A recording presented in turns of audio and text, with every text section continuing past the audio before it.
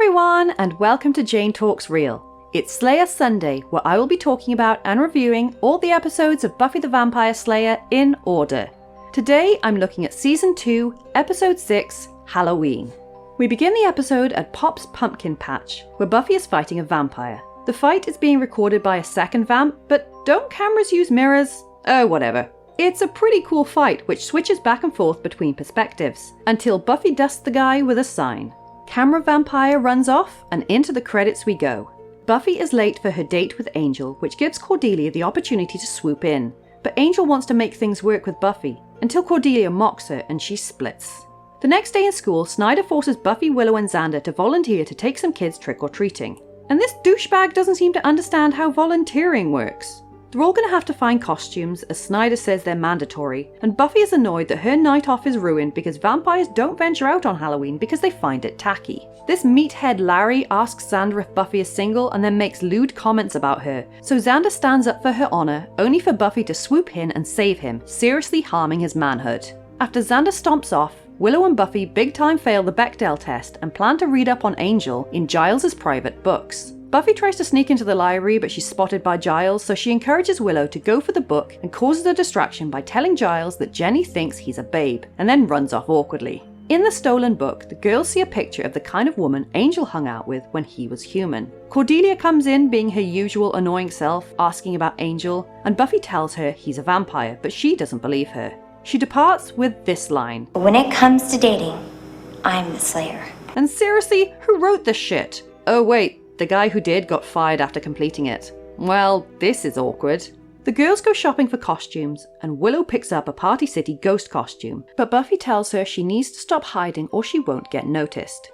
Xander has picked up an army outfit, and Buffy apologizes for what happened with Larry before she spots a beautiful dress just like the one in the book. The owner of the shop holds the dress to her and calls her a princess, so Buffy buys it.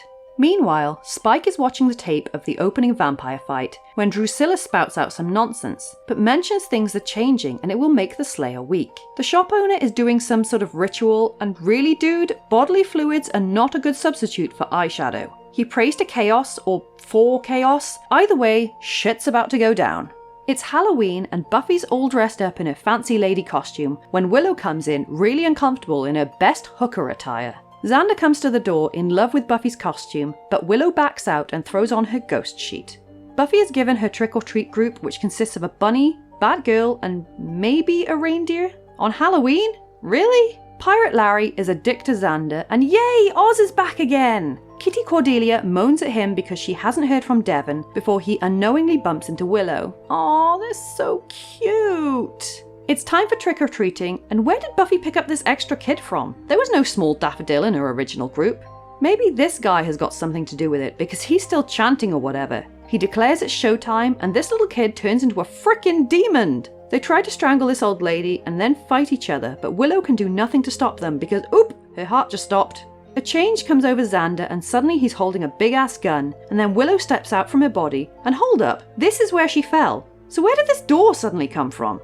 Anyway, she runs to find Xander, who claims he doesn't know her, and walks straight through her. She tries to explain that they've all turned into their costumes, but Xander doesn't believe her, and she's forced to stop him from shooting a vampire who's really a little kid. Buffy wanders up to them, but the sight of the monsters makes her pass out, so this is going well. Buffy thinks it's 1775 and is confused by everything around her, including this car which she screams at. Xander suggests they get off the street, and Willow leads them to Buffy's house, where Joyce is thankfully not home. Buffy finds a photo of herself and gets confused, angry, and upset in the span of a few seconds, while Xander has to drive back the monsters trying to get in.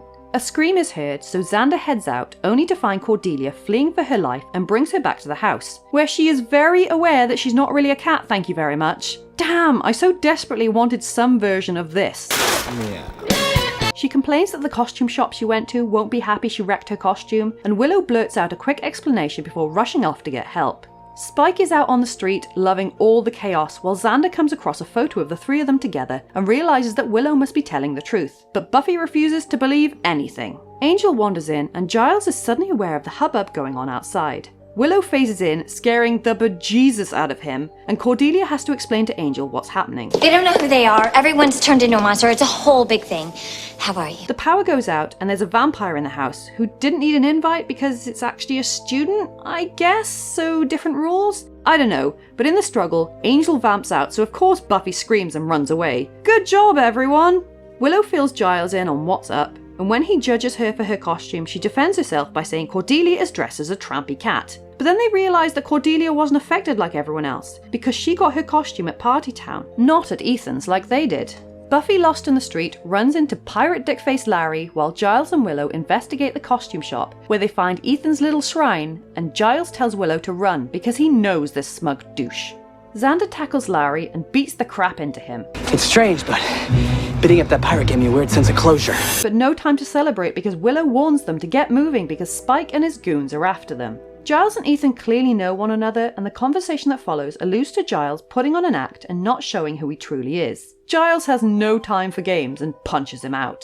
The group take refuge in a warehouse where the monsters try to break in, and Cordelia gets to be the brave one for a change. Spike advances on Buffy as the monsters hold back the others, although Angel isn't trying very hard, and Giles beats how to break the spell out of Ethan just in the nick of time. Buffy wails on him, but doesn't finish him off because Spike is way too popular to kill off. Angel and Buffy go off together, and Xander tells Cordelia to stop trying to get between them because it'll never happen, before they realise that Willow is missing. She wakes back up in her body again and decides to go without her ghost costume, something that doesn't go unnoticed by Oz. Come on, dude, get out of your zebra van and chase after her! Buffy and Angel make out in her room after he tells her that he found the women back in the day boring, and Giles goes back to Ethan's, only to find it empty except for a note saying, "I'll be seeing you."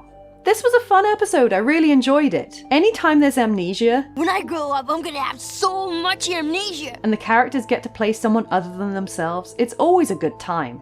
Xander had his own self-contained little arc in this episode, and his brief time as an army man will come in handy in upcoming episodes. Although I've never really understood his transformation in this episode, as the only thing he bought from Ethan's was the gun. He said he got his fatigues from home, so would one item really affect him to that degree? I don't know why they didn't just have him buy the whole outfit from Ethan's and had done with it. I'm also a little unsure why Willow got to keep her memories, maybe because she's a ghost of herself? I mean, I guess they had to have someone able to think straight, otherwise this would have turned into a right tabula rasa. Cordelia spends the first part of the episode being her usual obnoxious self, which gets kinda old. But I liked her once Xander rescued her because it's the right balance of bitchy to humour. We get another bit of Oz, but I can't wait until he's here properly. And it's surprising that this is the first of only 3 times Halloween features, and the first 2 are great. The third revolves around Dawn, and spoiler alert, I hate her. We have a single vampire death to add to our list, this guy that was staked by Buffy in the pumpkin patch, which brings our running total to 7 humans, 2 transformations, 12 vampires, 1 zombie, 1 mummy, and 1 demon. So there you have it. That was Halloween. Let me know your thoughts in the comments below, or come say hi on social media. If you enjoyed this video, then please hit that like button, it really does mean a lot, or consider subscribing if you want more videos like this one.